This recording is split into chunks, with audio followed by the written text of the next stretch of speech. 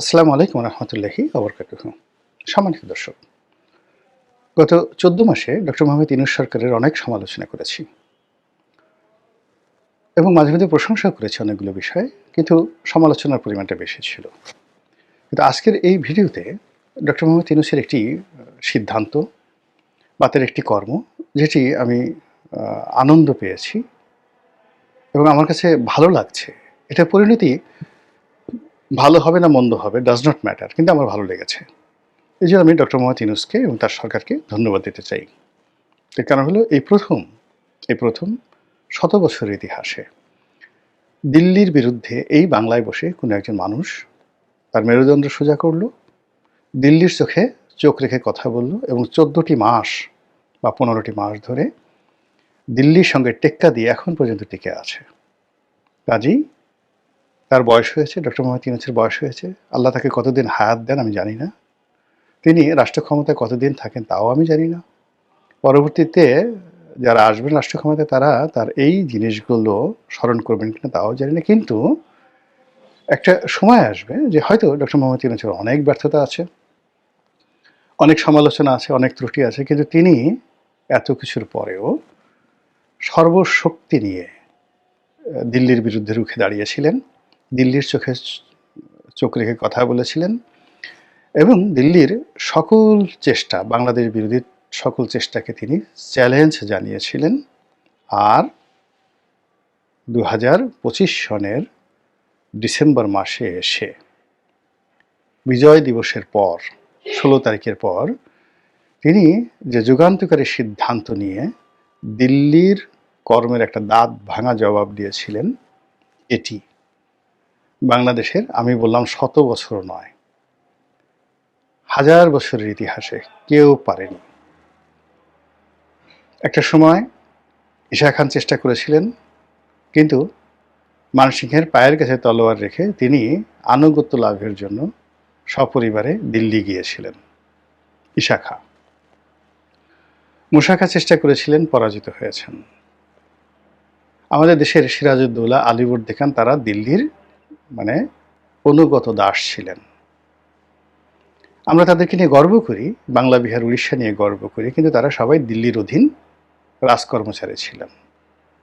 শুরু হয়েছিল আওরঙ্গজেবের ট্রেজারার, এই বাংলা, বিহার, উড়িষ্যার দেওয়ান হিসেবে, প্রধান রাজস্ব কর্মকর্তা হিসেবে মুর্শিদ কুলি খান যে কর্ম শুরু করেছিলেন, এটি পরবর্তীতে আওরঙ্গজেবের পরে তিনি অনেকটা স্বাধীনভাবে দিল্লিকে নামমাত্র ট্যাক্স দিয়ে তিনি রাজ্য পরিচালনা করতেন।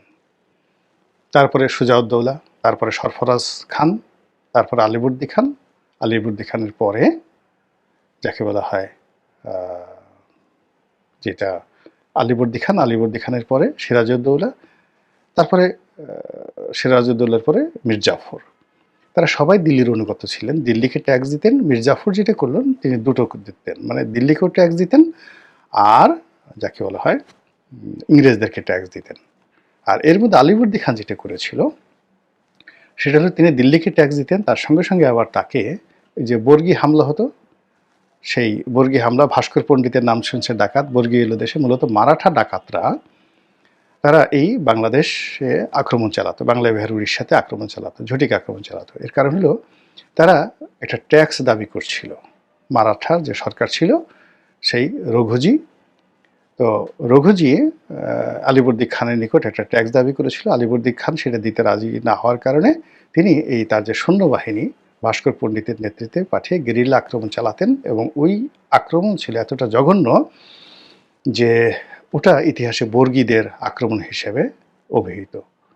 5 বার আলিবর্দী খানকে যুদ্ধ করতে হয়েছে এবং একটা যুদ্ধে মারাঠাদের সেনাপতি ভাস্কর পণ্ডিত মারা যায়, কিন্তু তারপরেও আলিবর্দী খান পেরে ওঠেনি। ফলে আলিবর্দী খান শেষের দিকে রঘুজিকে নিয়মিত কর দিবেন, সৌথা বলা হতো সেটাকে, সেই কথা বলে তিনি সেই যুদ্ধটা এড়িয়েছিলেন।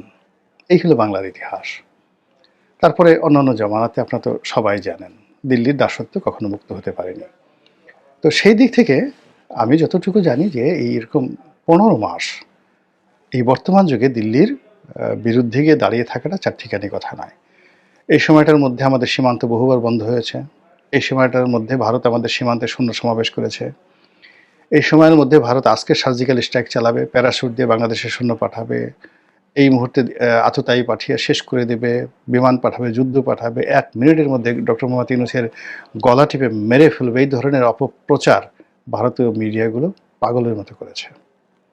কিন্তু এই বৃদ্ধ মানুষটিকে টলানো যায়নি। সে তার যে সিদ্ধান্ত, সেই সিদ্ধান্তে সে অটল থেকেছে। সে বিকল্প চীনে গেছে, চীনে চিকিৎসার একটা উইন্ডো তৈরি করার চেষ্টা করেছে। চীনের একটি হাসপাতাল একেবারে ভারতের নাকের ডগায়, সেই লালমনিরহাটে একটি চীনা হাসপাতাল, মূলত এটা সামরিক স্থাপনা হবে, সেখানে একটা বিমানবন্দর হবে, সেটা তৈরি করার জন্য তিনি সিদ্ধান্ত নিয়ে ফেলেছেন। তিস্তা প্রকল্পের ব্যাপারে সিদ্ধান্ত নিয়ে ফেলেছেন। পাকিস্তানের সঙ্গে বলতে গেলে দহরম মহরম সম্পর্ক শুরু করে দিয়েছেন, ইত্যাদি আরও অনেক কিছু। এ থেকে নিবৃত্ত করার জন্য ভারত আমেরিকার আশ্রয় নিয়েছে, আমেরিকার লবি ব্যবহার করেছে, কিন্তু কোনো কাজ হয়নি। ডক্টর মোহাম্মদ ইউনূস তার সে কাজ করেই চলেছেন। এতে করে আমাদের হয়তো ক্ষয়ক্ষতি হয়েছে অর্থনৈতিকভাবে, আমাদের প্রশাসনিক অনেক সমস্যা দেখা দিচ্ছে, অনেকগুলো ভারতের দালাল যারা আছে তারা সরকারকে সাহায্য সহযোগিতা করছে না, ফলে বলতে গেলে একটা প্রশাসনিক ম্যাসাকার হয়ে যাচ্ছে। কিন্তু তারপরেও তার এই যে ভারত বিরোধিতা, এদেশের যে সাধারণ জনগণ, তাদের মধ্যে যে একটা বেদনা, অপমানের একটা বিশাল কষ্ট। ধরেন আপনার বাড়ি জমিদার বাড়ির পাশে, সৈয়দ সাহেবের বাড়ির পাশে, তালুকদার সাহেবের বাড়ির পাশে, বাড়ির সামনে দিয়ে ঘোড়ায় চলে যেতে পারবেন না, দাড়ি রাখতে পারবেন না, দাড়ি রাখলে ট্যাক্স দিতে হবে, বাড়ির সামনে দিয়ে ছাতি মাথায় যেতে পারবেন না। এই জিনিসগুলো তো অহরহ হচ্ছে। তো ভারত আমাদেরকে আসলে এই স্বাধীনতার পর থেকে আজ পর্যন্ত এই অপমানজনক আচরণ তারা আমাদের সঙ্গে করে আসছে। যখন আমাদের দরকার, আমাদের নেতা নেত্রীদেরকে তারা ডাকবে, আমাদের সেনাবাহিনীর প্রধানকে ডাকবে, ডেকে নিয়ে তারা 111 করে ফেলবে, তারপর তাদেরকে ঘোড়া উপহার দেবে। মঈনুদ্দিনকে এমন ঘোড়া উপহার দিচ্ছে, মঈনুদ্দিনের যে উচ্চতা ছিল, তিনি সম্ভবত 5 ফিট 4 ইঞ্চি ছিলেন, ঘোড়ার উচ্চতা 6 ফিট, এরকম ঘোড়া তাকে দিয়ে দিয়েছে, 8টা ঘোড়া দিয়ে দিল। এই কাজগুলো ভারত করেছে। আবার যখন প্রয়োজন ফুরিয়ে গেছে, মুহূর্তের মধ্যে একেবারে পশ্চাৎ দেশে লাথি দিয়ে দালালদেরকে তাড়িয়ে দিয়েছে। এই প্রথম ভারত শেখ হাসিনাকে আশ্রয় দেওয়ার মাধ্যমে এই কৃতজ্ঞতা প্রকাশ করেছে ভারতের ইতিহাসে। This is the first time. কিন্তু এর বাইরে ভারত কখনো, এমনকি তারা বঙ্গবন্ধুকেও রক্ষা করতে আসেনি। তারা জিয়াউর রহমান সাহেবকে ক্ষমতাচ্যুত করেছে, তারা এরশাদের পুনর্বাসনের চেষ্টা করেছে, কিন্তু এরশাদকে জেল থেকে বাঁচাতে পারেনি। এইরকম আর কি ভারত। তো সেই ভারত গত 15 মাস ধরে তাদের যত মেশিনারিজগুলো রয়েছে, তাদের প্রোপাগান্ডা মেশিন, তাদের ফাইন্যান্সিয়াল ইনস্ট্রুমেন্ট, তাদের ট্রেড অ্যান্ড কমার্স, তাদের ভিসা নীতি থেকে শুরু করে আর অনেক কিছু, সব কিছু ডক্টর মোহাম্মদ ইউনূসের বিরুদ্ধে ব্যবহার করেছে। এরপর বাংলাদেশের মধ্যে নানা রকম মব তৈরি করা থেকে শুরু করে অনাথ সৃষ্টি তৈরি করা, এগুলো তো আমরা স্পষ্ট বুঝতে পারি যে এগুলো ভারতের কর্মকাণ্ড। এবং এখানে ভারতের যে সকল পত্রপত্রিকা রয়েছে, সাংবাদিক রয়েছে, তাদের মাধ্যমে নানা রকম প্রচার চালিয়ে এই ডক্টর মোহাম্মদ ইউনূসকে বিপর্যস্ত করার চেষ্টা করেছে। এবং সর্বশেষ দেখা গেল যে তারাই হয়তো, আই ডোন্ট নো, ভারতীয় দূতাবাসে যে সকল ছেলেরা গিয়েছে মব করার জন্য, এর সঙ্গে ভারতের সংযোগ আছে কিনা একমাত্র ভারতই জানে, কিন্তু এরপর তারা ভারতের ভিসা বন্ধ করে দিয়েছে। আর উল্টো এই ঘটনাকে উপলক্ষ করে তারা দিল্লিতে, আগরতলাতে, যাকে বলা হয় মণিপুরে, মুম্বাইতে ভারত বাংলাদেশের যে কনসুলেট অফিস রয়েছে এবং দূতাবাস রয়েছে, সেখানে তারা বিক্ষোভ প্রদর্শন করেছে খুবই নোংরাভাবে। এবং সেখানে ডক্টর মোহাম্মদ ইউনূসের কুশপুত্তলিকা দাহ করা হয়েছে, তার ছবিতে তারা নানা রকম জুতো মারা থেকে শুরু করে নানা রকম অসম্মানজনক আচরণ তারা করেছে, এবং সেগুলো আবার ইন্টারনেটে তারা ছড়িয়ে দিয়েছে। তো এরই প্রেক্ষিতে ডক্টর মোহাম্মদ ইউনূস সেই ভারতের যে রাষ্ট্রদূত, তাকে ডেকে পাঠিয়েছেন। এটা নজিরবিহীন। এর আগেও তিনি একবার ডেকে পাঠিয়েছিলেন, এটা দ্বিতীয় তাকে ডেকে পাঠানো হলো। আবার একই সঙ্গে তিনি ভারতীয়দের বাংলাদেশে আগমন ভিসাটা বন্ধ রেখেছেন দিল্লি থেকে, তারপর আগরতলা থেকে, মণিপুর থেকে এবং মুম্বাই থেকে কোনো ভিসা ইস্যু হচ্ছে না। কলকাতা থেকে ইস্যু হচ্ছে কিনা আমি বলতে পারবো না। তো এই যে একটা অবস্থা তৈরি হয়েছে, এবং সেই অবস্থা এখনও পর্যন্ত ডক্টর মোহাম্মদ ইউনূস ভারতের কাছে নাক খত দেননি, মাথা নত করেননি। এবং তিনি এই যে ভারতীয়দের ভিসা যে বাংলাদেশ বন্ধ করে দিতে পারে, এটা বাংলাদেশে কিন্তু এই ঘটনা আগে কেউ কল্পনাই করতে পারেনি। সবাই মনে করতো যে ভারত ইচ্ছা মতো যাইছে তাই করবে, যখন ইচ্ছা তখন সিদ্ধান্ত নেবে, আমাদেরকে অপমান করবে, লাঞ্ছিত করবে, আমরা শুধু চেয়ে চেয়ে দেখবো আর বাঁশি বাজাবো। অপমানিত হব, কিন্তু আমাদের এই দেশের, আমাদের যে ভারতের বিরুদ্ধে কিছু করার আছে, সিদ্ধান্ত গ্রহণ করার ক্ষমতা আমাদের আছে। আমরাও যে ভারতের রাষ্ট্রদূতকে ডেকে পাঠাতে পারি, এবং আমাদের রাজনীতিবিদরা যেভাবে ভারতের দূতাবাসে যাওয়ার জন্য পাগল হয়ে যায়, তাদেরকে ভারতীয় দূতাবাস যদি একটা চিঠি দেয় যে আসো, আজকে আমাদের রেডিসনে একটা খাওয়া দাওয়ার অনুষ্ঠান হবে, এবং তখন দেখা গেল যে ১ সপ্তাহ আগের থেকেই সেই রাজনীতিবিদ জামাকাপড় পরবে, গায়ে সেন্ট মাখবে, আতর মাখবে, কীভাবে সেই রাষ্ট্রদূতের সামনে গিয়ে দাঁড়াবে, এগুলো মহড়া করতে থাকে। আর আপনি যদি নিষেধ করা তো দূরের কথা, তাদেরকে যদি শিকল দিয়ে বাঁধেন যে আপনি যেতে পারবেন না, তারা সেই শিকল ছিন্ন করে, রীতিমতো শিকল ভেঙে, দানবের মতো শিকল ভেঙে তারা চলে যাবে সেই ভারতীয় দূতাবাসে। এই কালচারটা আমি দেখেছি।